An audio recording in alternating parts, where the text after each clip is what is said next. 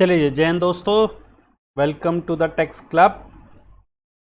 आज की जो वीडियोस है उस वीडियो में हमारा मेन जो टॉपिक है, जो डिस्कशन करना है, वो हमें डिस्कशन करना है अलाउंसेस को लेकर। इनकम अंडर हेड सैलरी में अलाउंसेस एक बहुत इंपॉर्टेंट पार्ट है और अलाउंसेस में चेंजेस काफ़ी हुए हैं जब से ये नया टैक्स रिजीम आया है। देखिए, अब दो टैक्स रिजीम है, एक आपको पता होगा 115 BAC, एक जो नॉर्मल हमारा चलता था पुराना। तो इन रिजीम की वजह से, इन दो टैक्स स्लैब के ऑप्शंस की वजह से अलाउंसेस में काफ़ी चेंज आया है। लिमिट्स वगैरह में तो चेंज है, लेकिन इनका थोड़ा कैटेगराइजेशन हो गया है। पहले कुछ अलाउंस क्या थे, कुछ टैक्सेबल होते थे, कुछ एग्जेम्प्ट होते थे, कुछ में लिमिट्स थी। अभी भी वही चीज़ है, लेकिन अब डिपेंड ये करता है कि आप किस स्कीम में अपने टैक्स को पे कर रहे हो। आप क्या पुरानी स्कीम में हो या नई स्कीम में हो, 115 BAC में अपना टैक्स पे कर रहे हो या फिर अपनी पुरानी स्कीम में ही अपना टैक्स पे कर रहे हो, तो वो डिपेंड करता है। उसके अकॉर्डिंग ही अलाउंसेस का आपको ट्रीटमेंट करना पड़ेगा। तो इसी चीज़ को ध्यान में रखते हुए कुछ मैंने यहाँ पे कैटेगराइजेशन रखी है, उसको हम डिस्कशन करेंगे। लेकिन अलाउंसेस का डिस्कशन करने से पहले हमें पहले समझना पड़ेगा कि सब अलाउंसेस होते क्या हैं। जैसा कि मैं हर कोई भी टॉपिक स्टार्ट करता हूँ, पहले बेसिक्स पे जाते हैं, बेसिक के बाद ही हम आगे बात करते हैं। तो अभी हमें पहले समझना पड़ेगा सब अलाउंसेस होते क्या हैं। अलाउंसेस को समझने से पहले, अब हमें पता है कि सब इनकम अंडर हेड हम सैलरी की बात कर रहे हैं। तो इसमें जो भी एम्प्लॉयर और एम्प्लॉय, हमने दुनिया भर की बातें कर ली कि सब एम्प्लॉयर एम्प्लॉय का रिलेशनशिप होना चाहिए और एम्प्लॉयर अपने एम्प्लॉय को कुछ सैलरी वगैरह देता है। मेरी स्क्रीन विजिबल होगी आप लोगों को, हो सकता है थोड़ा सा धुंधला हो, लेकिन इतनी विजिबल है कि आप लोगों को समझ में आ जाएगी बातें। देखिए, ये मैंने एक नॉर्मली गूगल से एक सैलरी स्लिप डाउनलोड कर ली है, कोई भी सैलरी स्लिप हो सकती है। आप इस सैलरी स्लिप में देखो कि जो टोटल अर्निंग 15,673, 1800 का डिडक्शन और इन हैंड सैलरी जो आ रही है नेट पे 13,873, ये तीन कंपोनेंट हमें समझ में आ रहे हैं। पीएफ डिडक्शन की अबे हमें बात कोई करनी है नहीं, ठीक है। पीएफ डिडक्शन की हमें कोई बात करनी है नहीं, इसलिए जब डिडक्शन की बात नहीं कर रहे तो हम नेट पे सैलरी की भी अभी बात नहीं करते, हमें इसकी भी बात करने की जरूरत नहीं है। हम सिर्फ बात करते हैं 15,673 रुपए की, जो आपकी टोटल अर्निंग है। अगर आप इस सैलरी को ध्यान से देखें, अगर आप इस सैलरी को ध्यान से देखें 15,673, तो ये 15,673 कितने कंपोनेंट है इसके अंदर। क्या ऐसा होता है कि एम्प्लॉयर अपने एम्प्लॉय को कहेगा कि भैया तू आजा मेरे पास, अपने गले से 15,673 रुपये निकालेगा और उसको पे कर देगा कि ये ले तेरी इस मंथ की सैलरी। क्या ऐसा होता है? नहीं साहब, ऐसा बिल्कुल भी नहीं होता। अगर ऑनलाइन ट्रांजैक्शन कर रहा है, मान लीजिए ऑनलाइन उसने सैलरी ट्रांसफर कर दी, तो क्या एक अमाउंट होगी कि भैया लो की सैलरी, इसके अंदर कुछ कंपोनेंट वगैरह हमें नहीं पता? ऐसा तो नहीं होता। तो कभी भी कोई एम्प्लॉयर अपने एम्प्लॉय को सैलरी देता है तो उस सैलरी में कुछ कंपोनेंट्स होते हैं। जैसे अगर हम इस एग्जांपल की बात करें तो यहाँ पर आप देखिए, आपको दिख रहा होगा क्या, बेसिक सैलरी। फिर आपको एक कंपोनेंट दिख रहा होगा HRA, हाउस रेंट अलाउंस। फिर दिख रहा होगा ट्रांसपोर्ट अलाउंस। फिर दिख रहा होगा मेडिकल अलाउंस। फिर दिख रहा होगा लीव ट्रैवल अलाउंस। फिर दिख रहा होगा वेरियस अलाउंस। अब यहां पर जो 15,673 की अमाउंट बन रही है, ये ऐसा नहीं है किसी एक कंपोनेंट से बन रही है, ये कई सारे कंपोनेंट हैं जो मिलके 15,673 की सैलरी को बना रहे हैं। अब क्वेश्चन यहां पर ये आता है, क्या सर हर जिसको भी सैलरी मिलती है क्या सबको यही कंपोनेंट मिलते हैं? बिल्कुल भी ऐसी बात नहीं है। डिपेंड करता है कि आप किस फील्ड में काम कर रहे हो। अगर आप पुलिस ऑफिसर हो तो आपको इसके साथ हो सकता है कोई यूनिफॉर्म अलाउंस मिल रहा हो, बिल्कुल सही बात है, मिलता भी है उन्हें। आप आर्म फोर्स में हो, मिलिट्री में हो, आपको दुनिया भर के मिलिट्री में अलाउंसेस होते हैं, उस तरह के आपको अलाउंसेस मिलेंगे। हो सकता है कोई एम्प्लॉयर HRA नहीं देता हो सकता है कोई एम्प्लॉयर ट्रांसपोर्ट अलाउंस नहीं देता हो, कोई मेडिकल अलाउंस नहीं दे सकता हो सकता है वो किसी और तरह के अलाउंस देता हो सकता है वो चिल्ड्रन एजुकेशन अलाउंस देता हो, चिल्ड्रन हॉस्टल का अलाउंस देता हो, कुछ और तरीके के अलाउंस देता हो, टेलीफोन अलाउंस दे दिया, जो भी कन्वेंस अलाउंस दे दिया, हेल्पर अलाउंस दे दिया, अकेडमिक अलाउंस दे दिया, यूनिफॉर्म अलाउंस दे दिया, और भी दुनिया भर के अलाउंस है। तो एन नंबर ऑफ अलाउंसेस हो सकते हैं। पहली बात, एन नंबर ऑफ अलाउंसेस हो सकते हैं। ये डिपेंड करता है कि एम्प्लॉयर अपने एम्प्लॉय को किस फॉर्म में पेमेंट करना चाह रहा है। अगर कोई ट्रांसपोर्ट बिजनेस में काम कर रहा है, कोई मान लीजिए फॉर एन एग्जांपल एक आदमी है जो ट्रक लेके जाता है या जो भी इस तरह से ट्रांसपोर्ट सिस्टम में काम कर रहा है, तो जाहिर सी बात है उसकी सैलरी में ट्रांसपोर्ट अलाउंस नाम का हो सकता है कोई कंपोनेंट हो। लेकिन कोई एक चार्टेड अकाउंटेंट या कोई डॉक्टर है, अब डॉक्टर हॉस्पिटल में जा रहा है, अपनी प्रैक्टिस कर रहा है, उसको हॉस्पिटल से जो पैसा मिल रहा है उसमें क्या ट्रांसपोर्ट अलाउंस मिलेगा? डॉक्टर कौन सा ट्रक चला के ला रहा है? तो डिपेंड करता है कि आप किस इंडस्ट्री में काम कर रहे हो, किस कंपनी में काम कर रहे हो, उसके डिपेंड पे ही, उसके बेसिस पे ही अलाउंस का कैटेगराइजेशन या आपका एम्प्लॉयर आपको उसी टाइप के अलाउंसेस देगा। तो ये एक छोटा सा एग्जांपल था, यहाँ पे मैं सिर्फ ये बताना चाह रहा हूँ कि कभी भी कोई सैलरी जब बनती है उसमें सिर्फ सैलरी एक बेसिक सैलरी का कंपोनेंट नहीं होता, उसमें और भी बातें हो सकती है। डीएनएस अलाउंस हो सकता है, एचआरए हो सकता है, मेडिकल हो सकता है, ट्रांसपोर्ट हो सकता है और दुनिया भर के अलाउंसेस हो सकते हैं। There are an number of, मतलब दुनिया भर के अलाउंसेस हो सकते हैं, क्योंकि अलाउंस कोई रूल नहीं है कि साहब यही अलाउंस दिए जाने चाहिए। मान लीजिए मेरी कोई कंपनी ऐसी है कि मुझे लगता है कि भैया मुझे एक्स्ट्रा ओवर टाइम अलाउंस देना चाहिए बंदे को, तो over time allowance income tax में कहीं मेंशन नहीं है, तो उसका ट्रीटमेंट क्या होगा, that's a different thing, that we have to discuss, we will discuss that part as well. But over time allowance का कोई ट्रीटमेंट नहीं है, लेकिन हमें समझना पड़ेगा कि साहब क्या ट्रीटमेंट करेंगे इसका। तो एन नंबर ऑफ अलाउंस हो सकते हैं, लेकिन इनकम टैक्स के अंदर सिर्फ कुछ लिमिटेड अलाउंस का ही ट्रीटमेंट बताया गया है। इसके अलावा जिनका ट्रीटमेंट नहीं बताया वो टैक्सेबल होते होंगे, या जो भी उसका XYZ रीजन ट्रीटमेंट होता होगा।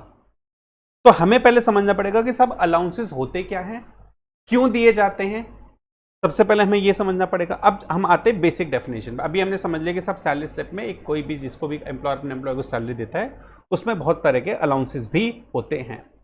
अब हम जरा अलाउंसेस की अगर बात करें, थोड़ा इसकी डेफिनेशन की तरफ आए। देखिए क्या बोलता है यहां पर, कहता है कि allowances are the fix monetary amount. अब देखिए अभी जो हमने सैलरी स्लिप का थोड़ा सा डिस्कशन, एक ओवरव्यू लिया, उस सैलरी स्लिप के ओवरव्यू लेने के बाद हमें थोड़ी सी बात क्लियर हो रही होगी कि साहब अलाउंसेस सैलरी का ही पार्ट होते हैं। हम मीनिंग ऑफ सैलरी में अगर आप डिटेल में डिस्कशन देखेंगे तो वहां पे वेजेस, एन्युटी, पेंशन, तो वेजेस में क्या बेसिक सैलरी हो सकती है, बोनस हो सकता है, अलाउंसेस हो सकता है, दुनिया भर की चीजें हो सकती है। तो अलाउंसेस उसी सैलरी का एक पार्ट है। आपको जो भी एम्प्लॉयर अपने एम्प्लॉय को सैलरी देता है उसमें अलाउंसेस एक पार्ट होता है। तो allowances are the fix monetary amount, एक फिक्स मॉनेटरी अमाउंट होती है जो कि कौन देता है, एम्प्लॉयर देता है। किसको देता है, अपने एम्प्लॉय को, for meeting some particular expense. अब ये पर्टिकुलर एक्सपेंस कौन से होते हैं, डिपेंड करता है। पर्सनल एक्सपेंस बियर करने के लिए भी अलाउंसेस मिलते हैं, प्रोफेशनल एक्सपेंस बियर करने के लिए, ऑफिशियल एक्सपेंस बियर करने के लिए अलाउंस मिलता है, वो एम्प्लॉयर की मर्जी। देखिए मैं फिर बता रहा हूँ, यहां पर कोई रिस्ट्रिक्शन नहीं है कि एम्प्लॉयर अपने एम्प्लॉय को एक पर्टिकुलर अलाउंस ही देगा, वो कोई भी अलाउंस दे सकता है। वो डिपेंड करता है हमें उसका इनकम टैक्स में ट्रीटमेंट क्या करना है, वो डिफाइन है इनकम टैक्स में। तो हमें उस पर फोकस करना है, हमें ये फोकस नहीं करना कि सब ये तो अलाउंस दे ही नहीं सकता, इसका तो कोई कई बार बच्चों का कंफ्यूजन होती है, सर ये जो अलाउंस दिया हुआ है इसका तो कोई इनकम टैक्स में ट्रीटमेंट ही नहीं है, इसका मतलब अलाउंस एग्जिस्ट ही नहीं करता है। ऐसा नहीं है, ट्रीटमेंट नहीं है वो अलग बात है, अलाउंसेस तो कुछ भी हो सकता है। तो पर्सनल या ऑफिशियल खर्चे बियर करने के लिए एम्प्लॉयर अपने एम्प्लॉय को अलाउंस देता है जो कि फिक्स मॉनेटरी अमाउंट होती है।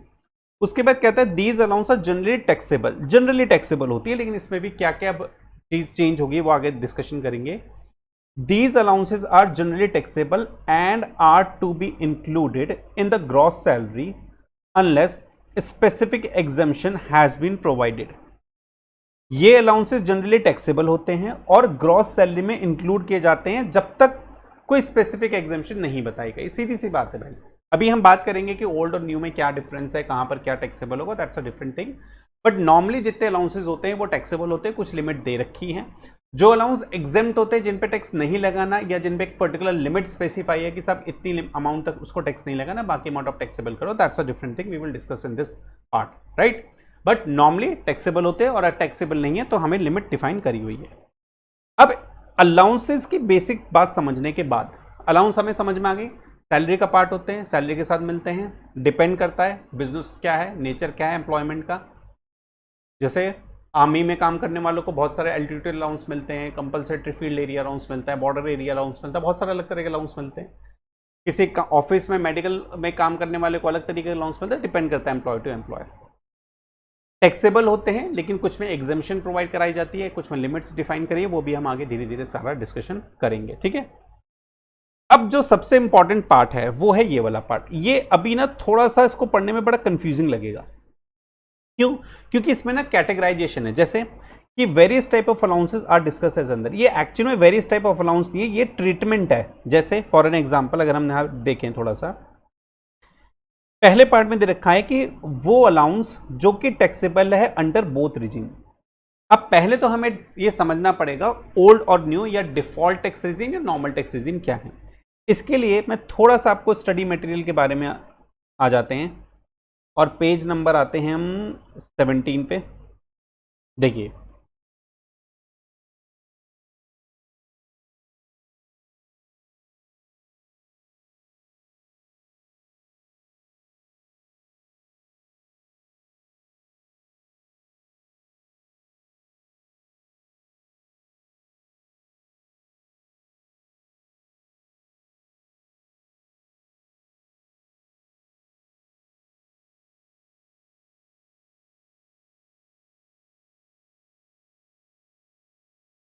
ठीक है जी, पेज नंबर आ जाते हैं 16 17 जो भी हो। अब यहां पर देखो क्या बात लिखी हुई है कि rate prescribe under section 115 BAC. देखिए हम जितनी भी बात कर रहे हैं फाइनेंस एक्ट 2023 के अकॉर्डिंग बात कर रहे हैं, फाइनेंस एक्ट 2023 के अकॉर्डिंग बात कर रहे हैं, जो कि एप्लीकेबल है आपके मई नवंबर या जो भी आपके एग्जाम है सितंबर जनवरी जो भी एग्जाम पढ़े उनके लिए एप्लीकेबल है।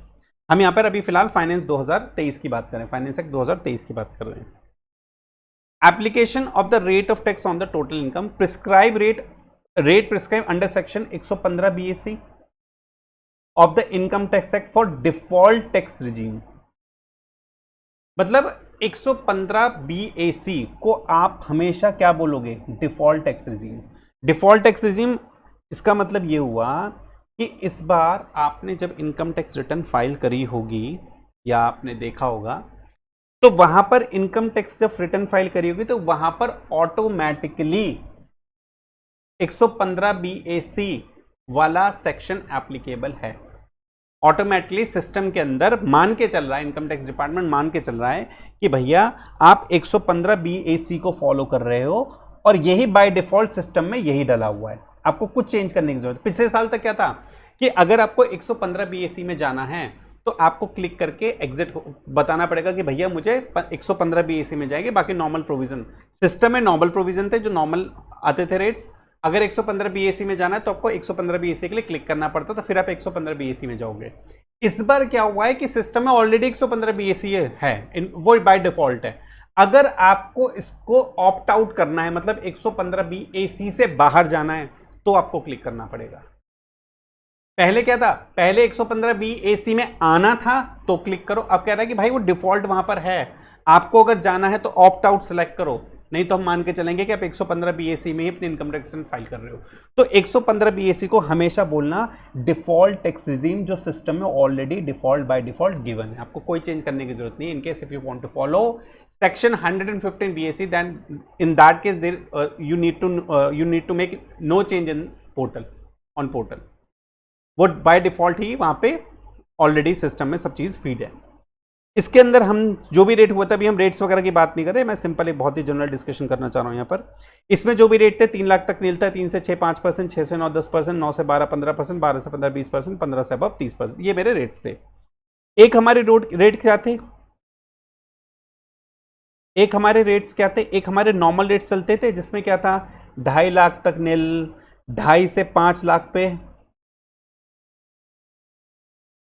5%, 2.5 से 5 लाख पे 5% था, फिर 5 से 10 लाख पे 20% था, और 10 लाख से ऊपर पे 30% था, जो हमारे पहले रेट्स चलते आते, जो हम नॉर्मल प्रोविजन बोलते थे।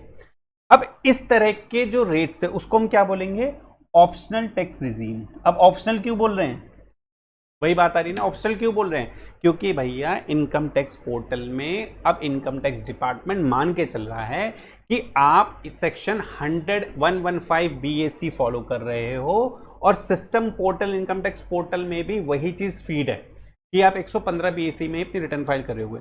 लेकिन अगर आपको इससे बाहर जाना है, मतलब आपको ऊपर वाले रेट फॉलो नहीं करने हैं, 3 लाख 6 लाख 9 लाख ये वाले रेट फॉलो नहीं करने हैं, और पुराने आप 2.5 लाख से 5, 5 से 10, 10 से ऊपर भी 30% ये वाले रेट फॉलो करने हैं, तो उसको हम क्या कहेंगे, optional tax regime. Optional tax regime मतलब आपको ये रिजीम चुननी पड़ेगी, आपको पहले क्लिक करना पड़ेगा कि भैया मैं I want to shift out from 115 BAC, और अब आप अपने ऑप्शनल मतलब नॉर्मल वाले प्रोविजन में जाना चाह रहे हो। तो ये जो डिफॉल्ट टैक्स रिजीम है और ऑप्शनल टैक्स रिजीम है, ये आपके अब अलाउंसेस में ना कई जगह रिपीट होगी, ये आपको बार बार रिपीट होगी। तो ये आपको थोड़ा सा ध्यान रखना पड़ेगा कि डिफॉल्ट टैक्स रिजीम मतलब 115 बीएसी, ऑप्शनल टैक्स रिजीम जो पुरानी वाली चली आ रही थी। तो ये अभी यहां पर थोड़ा सा हमें ध्यान देना पड़ेगा।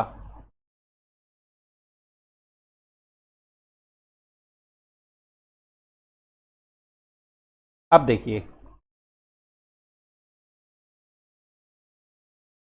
ये हमें थोड़ा सा यहाँ पे ध्यान देना पड़ेगा।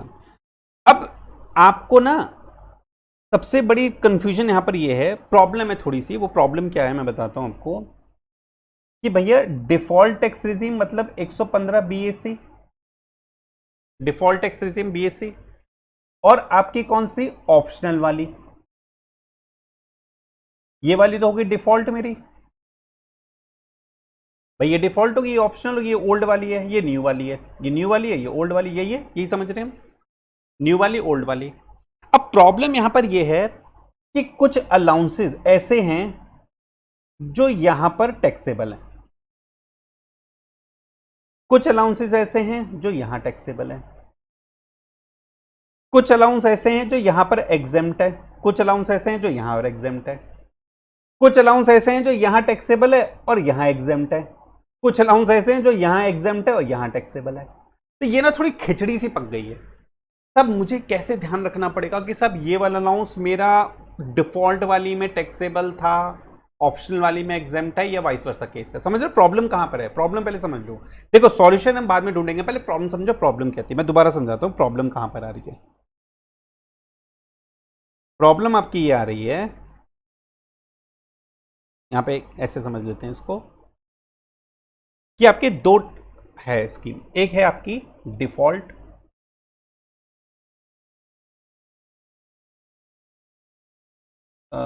टैक्स रिजीम, और एक है आपकी ऑप्शनल टैक्स रिजीम।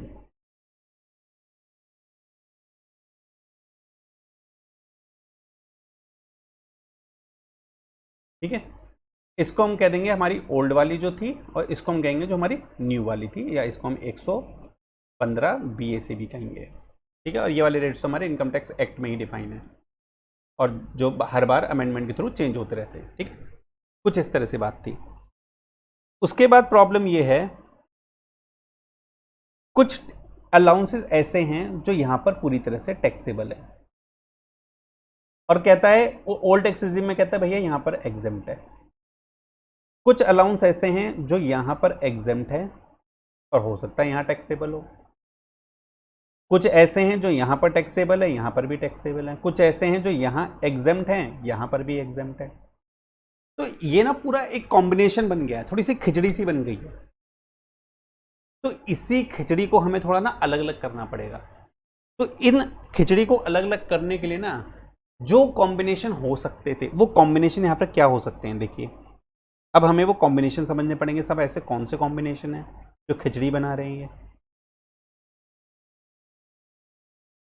इसको मैं यहां से हटा देता हूं, इसकी अब जरूरत नहीं है हमें। वो कॉम्बिनेशन क्या है, कहता है कि fully taxable under both regime.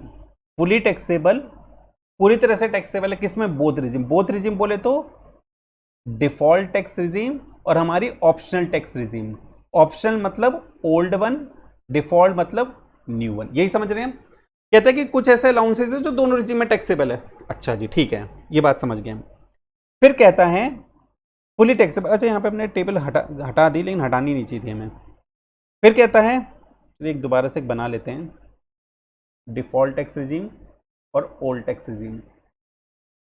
अभी जो हमने बात करी वो बात हमने ये करी कि फुली टैक्सेबल दोनों में टैक्सेबल है, ठीक बात है। उसके बाद कहता है कि कुछ ऐसे हैं जो fully taxable under default tax regime है। Fully taxable under default tax regime है, डिफॉल्ट टैक्स रिजीम में फुली टैक्सेबल हो गए हैं, और पार्टली एग्जेम्प्ट है अंडर ऑप्शनल टैक्स रिजीम में। पार्टली एग्जेम्प्ट है, पार्टली एग्जेम्प्ट मतलब टैक्सेबल भी है और एग्जेम्प्ट भी है। वो डिपेंड करता है लिमिट्स पे, कुछ डिफाइन होगी हमारी कि इस लिमिट तक एग्जेम्प्ट है, इसके लिमिट्स के ऊपर टैक्सेबल है। ठीक है, पहली क्या कैटेगरी की भैया दोनों रिजीम में टैक्सेबल है। दूसरी कैटेगरी कह रहा है कि डिफॉल्ट टैक्स रिजीम में टैक्सेबल और पार्टली ऑप्शनल टैक्स रिजीम में कुछ एग्जेम्प्ट है, कुछ टैक्सेबल है। पार्टली एग्जेम्प्ट है, बाकी टैक्सेबल है ऑप्शनल में। उसके बाद फिर कहता है कि पार्टली एग्जेम्प्ट है दोनों रिजीम में। लीजिए, अब पार्टली एग्जेम्प्ट कह दिया, पार्टली एग्जेम्प्ट मतलब पार्टली एग्जेम्प्ट, पार्टली एग्जाम, इसको भी हम पार्टली एग्जाम कर लेते हैं। पार्टली एग्जाम्प्ट है, ये टैक्सेबल है, ये टैक्सेबल है, ये टैक्सेबल है, ठीक है। पार्टली एग्जाम यहाँ पर भी, पार्टली एग्जाम यहाँ पर भी है। उसके बाद अगली कैटेगरी कहता है कि फुली एग्जाम्प्ट है only under the optional tax regime, यहाँ पर एग्जाम्प्ट है, यहाँ पर टैक्सेबल है। Which are fully exempt under both regime, और यहाँ पर भी एग्जाम्प्ट है, यहाँ पर भी एग्जाम्प्ट। तो अब है ये प्रॉब्लम, कौन से अलाउंसेस हैं जो दोनों जगह, अब जरा बड़े ध्यान से समझो उसको, अब हमें दोबारा समझना पड़ेगा। कुछ ऐसे अलाउंसेस हैं जो डिफॉल्ट टैक्स रिजीम में भी टैक्सेबल है, ऑप्शनल टैक्स रिजीम में भी टैक्सेबल है। कुछ अलाउंस ऐसे हैं जो डिफॉल्ट टैक्स रिजीम में टैक्सेबल है लेकिन ऑप्शनल टैक्स रिजीम में पार्टली एग्जाम्प्ट है, कुछ टैक्सेबल है कुछ एग्जाम्प्ट है। कुछ अलाउंस ऐसे हैं जो डिफॉल्ट टैक्स रिजीम में पार्टली एग्जाम्प्ट है, पार्टली एग्जाम्प्ट यहां पर भी है। कुछ ऐसे हैं जो यहां पर टैक्सेबल है, यहां पर एग्जाम्प्ट है, कुछ ऐसे जहां पर भी एग्जाम्प्ट है, यहां पर भी एग्जाम्प्ट है। अब यहां पर ये बन गई खिचड़ी।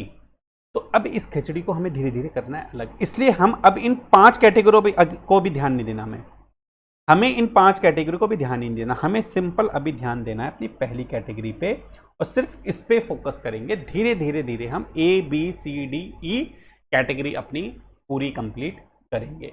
हर कैटेगरी का मैंने ट्रीटमेंट सब मेंशन दिया हुआ है कि कौन सा अलाउंसेस आता है, कहां पर टैक्सेबल है, कहां पर एग्जाम्प्ट है, कितना एग्जाम्प्ट है, क्या उसकी लिमिट है, सब मेंशन है ऑलरेडी, आपको कुछ इसमें दिमाग मारने की जरूरत नहीं है। तो ये चीज हम अब अपने नेक्स्ट वीडियो में कवर अप करता हूं। अभी हमने सिंपल अलाउंस के बेसिक्स पढ़े हैं, अब हमें जरा पढ़ते हैं अलाउंस की डिटेल्स के बारे में, ठीक है। मिलते हैं अपने हम नेक्स्ट वीडियो में।